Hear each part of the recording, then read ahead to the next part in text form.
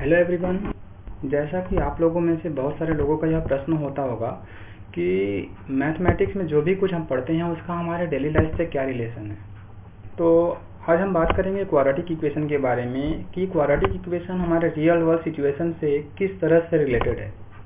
तो जैसा कि आप सभी जानते हैं कि क्वाड्रेटिक इक्वेशन के बारे में हम लोगों ने प्रीवियस कुछ वीडियोज़ में बहुत कुछ पढ़ लिया है। अब हमें यह जानना बाकी रह गया है कि जो भी कुछ हमने क्वाड्रेटिक इक्वेशन के बारे में पढ़ा है वह हमारे रियल वर्ल्ड से किस तरह से रिलेट करता है। तो आज का टॉपिक होगा how the quadratic equation relates to our real world situation. वैसे तो क्वाड्रेटिक इक्वेशन का हमारे डेली लाइफ में बहुत ज़्यादा इम्पोर्टेंस है। हम अपने डेली लाइफ में कई जगहों पर क्वाड्रेटिक इक्वेशन के नॉलेज को यूज कर सकते हैं। उनमें से कुछ एग्जांपल्स आज मैं आपके सामने प्रेजेंट करूंगा। वैसे तो बहुत सारे एग्जांपल्स हैं, आइए हम कुछ एग्जांपल्स को कंसीडर करें और उनसे रिलेटेड कुछ प्रॉब्लम्स को भी सॉल्व करेंगे। तो सबसे पहले यह बात जान लेना जरूरी है कि क्वाड्रेटिक इक्वेशन एक पैराबोला को रिप्रेजेंट करता है। पैराबोला हम उदाहरणों के बेस पर समझ सकते हैं। तो पहला उदाहरण लेते हैं, थ्रोइंग अ बॉल। अब देखिए, जैसा ही कोई पर्सन एक बॉल या स्टोन को फेंकता है तो वह एक पाथ को होता हुआ जा रहा है। इस पाथ को हम बोलते हैं पैराबोलिक पाथ। ठीक है। इसी तरह से अगर हम दूसरा एग्जांपल लें, फायरिंग ए मिसाइल। अगर मिसाइल को फायर किया जा रहा है तो वह भी एक पैराबोलिक पाथ ही देगा। ठीक है। इन दोनों ही केस में यह बात कॉमन है कि जब यह लॉन्च किया जाता है किसी इनिशियल वेलोसिटी के साथ, तो हम यह देखते हैं कि धीरे धीरे टाइम के साथ इनका वेलोसिटी कम होने लगता है और eight highest point, peak point पे इनकी वेलोसिटी 0 हो जाती है। ठीक है। और फिर उसके बाद इनकी वेलोसिटी तेजी से बढ़ने लगती हैं ग्रेविटी के कारण।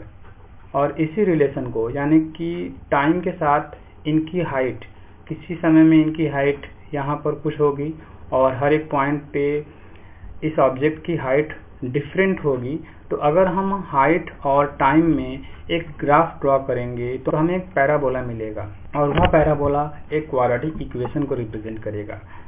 इसके बाद और भी कुछ एग्जांपल हैं, जैसे आप यहाँ पे देख सकते हैं केबल्स ऑफ ब्रिज। अगर किसी ब्रिज पर आप कंसीडर करेंगे तो टावर के टॉप से एक केबल अटैच्ड किया गया होता है। ठीक है, जो कि पैराबोलिक पाथ फॉर्म करता है। या फिर उसी ब्रिज के नीचे का स्ट्रक्चर भी आप देख सकते हैं। कुछ जगहों पर ब्रिज में नीचे के स्ट्रक्चर में पैराबोलिक स्ट्रक्चर का यूज किया जाता है। तो इस तरह से हमारे रियल वर्ल्ड में पैराबोलिक स्ट्रक्चर का बहुत ज़्यादा यूज है और यह पैराबोलिक स्ट्रक्चर किसी न किसी क्वाड्रेटिक इक्वेशन के द्वारा रिप्रेजेंट किया जा सकता है। इसको हम ग्राफ के थ्रू समझ सकते हैं। तो इसके लिए हम एक क्वाड्रेटिक इक्वेशन लेते हैं, जैसे हम लेते हैं y=x²। देखिए, यह एक क्वाड्रेटिक इक्वेशन है जो एक पैराबोला को रिप्रेजेंट कर रहा है। इसमें हम कुछ भी ऐड करें या प्लस करें, अगर जब तक यह क्वाड्रेटिक है तो यह एक पैराबोला को ही रिप्रेजेंट करेगा। किसी दूसरे केस में भी आप देख सकते हैं। अगर हम यहाँ पर लेते हैं x², इसके पहले ले लेते हैं 3x² - 7 एटसेट्रा, ये सभी क्या रिप्रेजेंट कर रहे हैं? एक पैराबोला को। तो इस तरह से हम यह समझ सकते हैं कि जितने भी पैराबोला स्ट्रक्चर आप यहाँ पर देख रहे हैं ये किसी न किसी क्वाड्रेटिक इक्वेशन के द्वारा रिप्रेजेंट किए जा सकते हैं। तो ये थे कुछ एग्जांपल्स। वैसे तो बहुत सारे एग्जांपल्स हैं हमारे रियल वर्ल्ड में, लेकिन इनमें से कुछ एग्जांपल्स को मैंने लिया है और उसके बेस पर कुछ प्रॉब्लम्स को भी हम सॉल्व करेंगे। जैसे पहला प्रॉब्लम कंसिडर करते हैं, throwing a stone. Throwing a stone के बारे में मैंने क्वेश्चन लिया है। A stone is thrown upwards with a velocity of 3 meters per second from a height of 4 meters above the ground. When does it hit the ground? Question क्या है कि एक स्टोन को वर्टिकली ऊपर की ओर फेंका जाता है with velocity 3 metre per second. कहाँ से? किसी हाइट से, that is 4 metre above the ground. तो आपको यह बताना है when does the stone hit the ground। यह स्टोन ग्राउंड पर वापस कब आएगा। ठीक है। तो इसके लिए सबसे पहले आपको जरूरत पड़ेगी सेकेंड इक्वेशन ऑफ मोशन की, जो कि मैं उम्मीद करता हूँ कि आप लोगों को पता होगा second equation of motion. But अगर नहीं भी पता है तो मैं यहाँ पे 3 इक्वेशंस ऑफ मोशंस को शो करूँगा। उनमें से सेकेंड इक्वेशन ऑफ मोशन हम सेलेक्ट करेंगे इस इक्वेशन को सॉल्व करने के लिए। ठीक है। यहाँ पर मैंने first, second and third equation of motions को शो किया है, जिसमें कि सेकेंड इक्वेशन क्या है, h equal to u t minus half g t square. इनमें हर एक सिंबल का मीनिंग पहले समझ लीजिए। v क्या है, v वेलोसिटी बताता है after time t of the object, ठीक है, and u is the initial velocity, जो कि उस ऑब्जेक्ट को स्टार्टिंग में दिया होता है जब उसे लॉन्च करते हैं। g क्या है, g is the acceleration due to gravity, यानी कि जो इस ऑब्जेक्ट पर अर्थ एक फोर्स ऑफ अट्रैक्शन लगा रहा है और उस फोर्स ऑफ अट्रैक्शन की वजह से अर्थ इस ऑब्जेक्ट को लगातार नीचे की ओर खींच रहा है, तो उसकी वजह से इस ऑब्जेक्ट में एक एक्सेलरेशन रहता है जिसे हम g से रिप्रेजेंट करते हैं, that is called acceleration due to gravity. तो हम यहाँ पर सेकेंड इक्वेशन को सिलेक्ट करेंगे इस प्रॉब्लम को सॉल्व करने के लिए।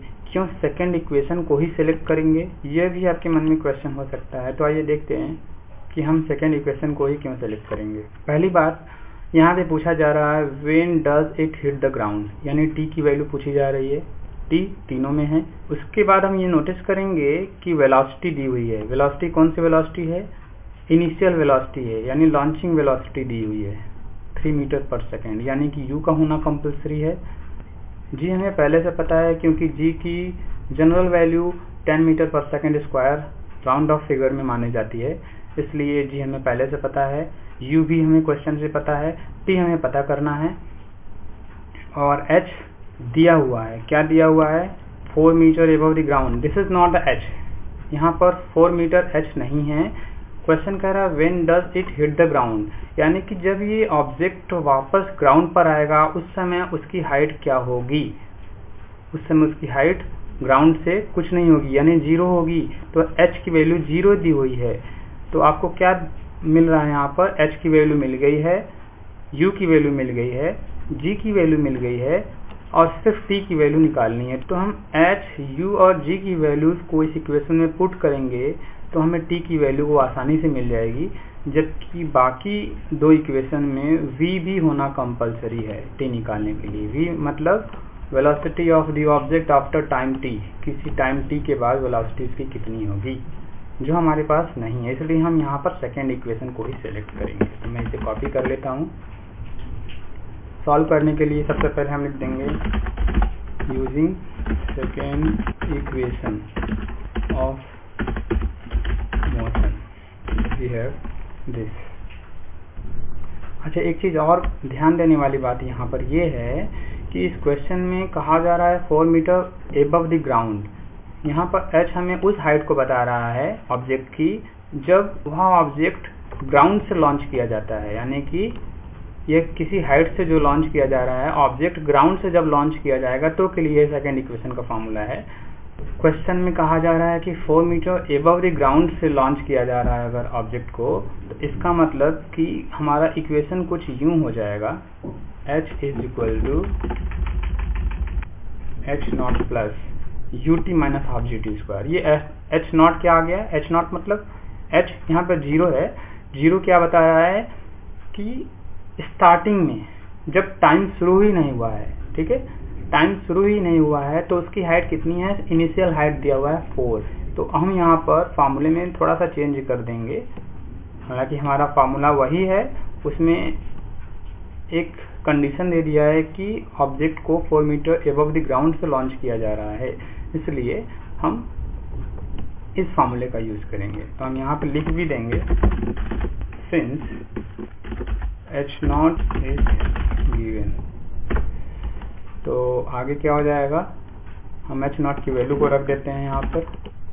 h नॉट की वैल्यू है 4, और उसके बाद बाकी वैल्यूज को भी रख देते हैं। u की वैल्यू कितनी है, u की वैल्यू है 3 मीटर पर सेकेंड, तो यहाँ पे 3 रख देते हैं, and half g t square.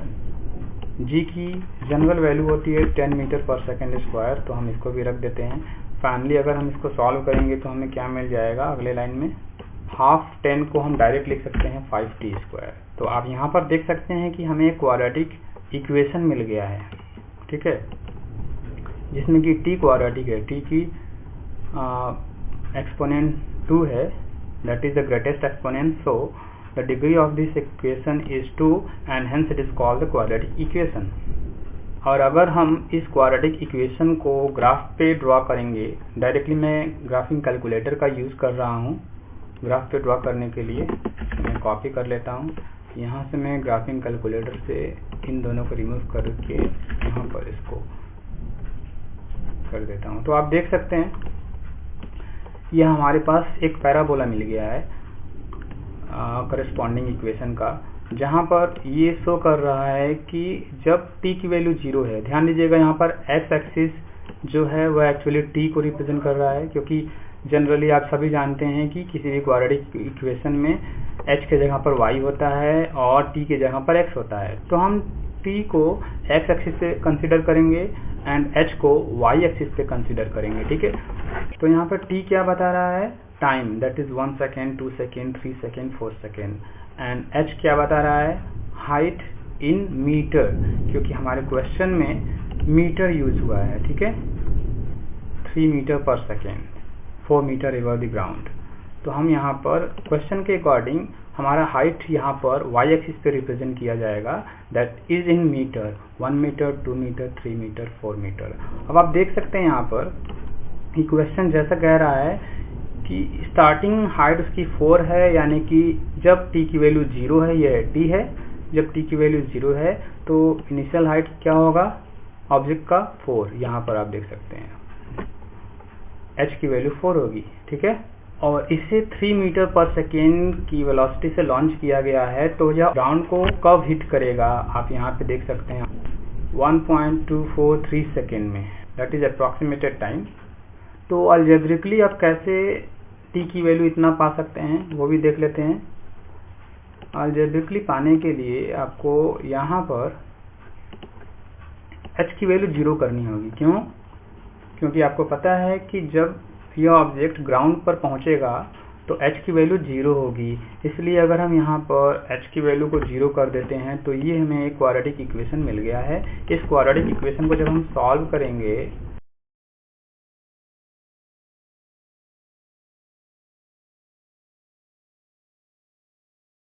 मैं यहाँ पर कैलकुलेटर का यूज कर रहा हूँ, ओके। अगर हम कैलकुलेटर में इस क्वाड्रेटिक इक्वेशन को पुट करते हैं तो आपको देखिए यहाँ पर t की वैल्यूज मिल जाती है, दो value, t equal to -0.64339 and t equal to 1.24339, ठीक है। अब यहाँ पर आप सभी जानते हैं कि t यानी टाइम नेगेटिव नहीं हो सकता, इसलिए फर्स्ट वैल्यू को हम नहीं लेंगे। सेकेंड वैल्यू हो जाएगा जो हमारा रिक्वायर्ड वैल्यू होगा t का, दैट इज 1.243 अप्रोक्सीमेटली सेकेंड्स। तो इस तरह से आप ये समझ गए कि डेली लाइफ में हम अपने क्वाड्रेटिक इक्वेशन का यूज कर सकते हैं इन कैलकुलेशंस में। यहाँ पर हमें यह पता चल गया कि अगर ऑब्जेक्ट को 3 मीटर पर सेकेंड की वेलोसिटी से, इनिशियल वेलोसिटी से 4 मीटर एबव द ग्राउंड से लॉन्च किया जाता है तो वह कितना 1.243 सेकेंड में वापस ग्राउंड पर आ जाएगा, ठीक है। तो इसी तरह से अगर हम दूसरा क्वेश्चन लें अपने सेकेंड एग्जाम्पल पर, cables of bridge. Second example हमारा ये ही था, फायरिंग अ मिसाइल, जो कि सेम केस है जैसा कि लॉन्चिंग या थ्रोइंग अ स्टोन, दोनों ही सेम केस था। तो हमारा थर्ड एग्जाम्पल है केबल्स ऑफ अ ब्रिज। देख सकते हैं कि टावर से ब्रिज को कनेक्ट किया गया है थ्रू अ केबल। तो इससे रिलेटेड मैं एक एग्जांपल ले लेता हूं। चलिए यहाँ पर एक्टिविटी बेस पर मैं एक क्वेश्चन लेता हूं। मान लीजिए कि आपको इस केबल की height on the mid point of the distance between to tower find करनी है, यानी कि टावर के बीच का जो डिस्टेंस है, इनके मिड पॉइंट पर यह केबल इस ब्रिज से कितना ऊपर होगा, इसकी हाइट पता करनी है। आप यह कैसे पता करेंगे? इस डायग्राम से। मान लीजिए कि ये एक ब्रिज का डायग्राम है या ब्रिज आपके सामने है, तो आपको इस हाइट को पता करनी है, इस ब्रिज से इस केबल की height on the mid point of the distance between two towers. इसके लिए आप कुछ मेजरमेंट करेंगे। आपको मेजर करना पड़ेगा यहाँ पर the distance between two towers. अगर मान लें यहाँ पर आपको मेजर करने पर मिला distance between to tower is 600, जिसको हम d से रिप्रेजेंट करते हैं, ठीक है। अगर ये मिल गया 600 metre, and second is the height of the tower, not from the base of the bridge but from the bridge. मान लेते हैं ब्रिज से इस टावर की हाइट है 510 मीटर, और अब आपको क्या पता करना है, इस केबल की minimum height from the bridge at the mid point of the distance between two towers. Then what to do for this? First of all, अगर आप उस साइट पर हैं, उस जगह पर हैं जहां पर यह ब्रिज है, तो आप उस ब्रिज का एक फोटोग्राफ लेंगे। जैसा फोटोग्राफ आपके सामने है, इमेजिन करिए कि यह आपने लिया है। उसके बाद हम ग्राफ पे चलेंगे। यहाँ पर ये ग्राफ पर मैंने उस फोटोग्राफ को रख लिया है। अब हम इस पैराबोलिक पाथ को कुछ इस तरह से रखेंगे अपने ग्राफ पर। अपनी सुविधा के लिए हम इसको यहाँ पर ओरिजिन मान लेंगे, ठीक है। और एक्स एक्सिस अलोंग दिस होगा और वाई एक्सिस इस तरह से होगा, ठीक है। तो मान लेते हैं हमारा डायग्राम एक पैराबोला होगा, डेफिनेटली पैराबोला ही होगा। तो हम केवल पैराबोलिक स्ट्रक्चर को ही कंसीडर करेंगे, पूरे ब्रिज को कंसीडर नहीं करेंगे। तो मान लेते हैं हमारा जो पैराबोला होगा ब्रिज का, वो ये है जो आपके सामने स्क्रीन पर दिख रहा है। हमें इस पैराबोला को सबसे पहले कोऑर्डिनेट प्लेन पर रख लेना है। तो मैंने उस पैराबोलिक स्ट्रक्चर को यहाँ पर एक कोऑर्डिनेट प्लेन पर रख लिया है, ठीक है। आप देख सकते हैं यह पैराबोलिक पाथ है जिसको मैंने कोऑर्डिनेट पर रखा है, और यहाँ पर क्लियरली विजिबल हो रहा है, दैट इज 0 2 4 6, ठीक है, 0 से 6 सेंटीमीटर। आप इसको अपने सुविधा अनुसार कुछ भी ले सकते हैं, ठीक है, 10 ले सकते हैं, 12 ले सकते हैं, लेकिन मैं नहीं ले रहा हूँ क्योंकि 6 लेंगे तो हमें ज़्यादा बेटर होगा। 0 से 6 यूनिट जो होगा 600 मीटर के लिए कैलकुलेशन को इजी कर देगा, ठीक है। और हम एक पॉइंट इस कर्व पे ले लेंगे ग्राफ पे, दैट इज पॉइंट सी, और इस पॉइंट सी का कोऑर्डिनेट अगर हम कैलकुलेटर का यूज करके देखते हैं तो हमें क्या मिलता है, 1 - 2.75, ठीक है। इसका मतलब कि यह पॉइंट लाइन से एक्स एक्सिस से कितना नीचे है, -2.75 यूनिट नीचे है, और 1 यूनिट वाई एक्सिस से डिस्टेंस पर है। ये एक्स एक्सिस किसके इक्विवेलेंट है, यहाँ पर जो दोनों टावर के टॉप से एक लाइन जाएगी दैट इज एक्स एक्सिस, और वाई एक्सिस क्या होगी, जो फर्स्ट टावर के एक्सिस ऑफ सिमेट्री होगी, that is y axis, okay. तो यहाँ पर आपको क्लियरली पता चल गया है कि इस पैराबोला का, यानी कि जो क्वाड्रेटिक इक्वेशन यह पैराबोला रिप्रेजेंट करेगा, उसके जीरोस क्या होंगे, 0 और 6 होंगे। क्यों? आप देख सकते हैं क्योंकि यह पैराबोला इंटरसेक्ट कर रहा है 0 पर और 6 पर, तो इसलिए इस पैराबोला के जीरोस क्या हो गए, 0 और 6। तो हमें इस पैराबोला का इक्वेशन क्या मिल जाएगा, अगर किसी भी क्वाड्रेटिक इक्वेशन के रूट्स पता हो तो हम क्वाड्रेटिक इक्वेशन पता कर सकते हैं इस फार्मूले का यूज करके, ठीक है। तो मैं यहाँ पे जो दोनों ही रूट्स हमें मिले हैं उसकी वैल्यूज को रख लेता हूँ, ठीक है। p की जगह पर हम रखेंगे 0 और q की जगह पर हम रखेंगे 6, ये दोनों रूट्स हो गए।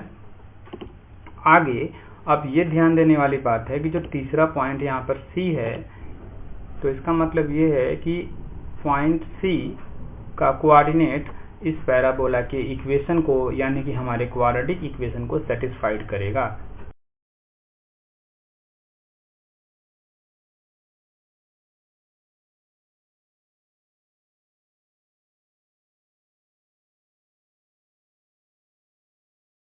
तो आइए हम सेटिस्फाइड करा देते हैं। x की वैल्यू 1 रखेंगे और y की वैल्यू रखेंगे -2.75। यहाँ पर x की वैल्यू 1, y की वैल्यू -2.75 रख देते हैं, x की वैल्यू रख देते हैं 1, ठीक है। इससे हमें a की वैल्यू क्या मिल जाएगी, ये आप खुद से सॉल्व कर लेंगे क्योंकि इजी है, सिंप्लीफिकेशन आप कर सकते हैं। अगर मैं डायरेक्टली कैलकुलेटर का यूज़ करूं तो हमें क्या मिल जाएगा, a की वैल्यू यहाँ पर आप देख सकते हैं, a की वैल्यू मिल जाएगी 0.55। तो अगले लाइन में क्या हो जाएगा, a की वैल्यू ही मिल गई 0.55।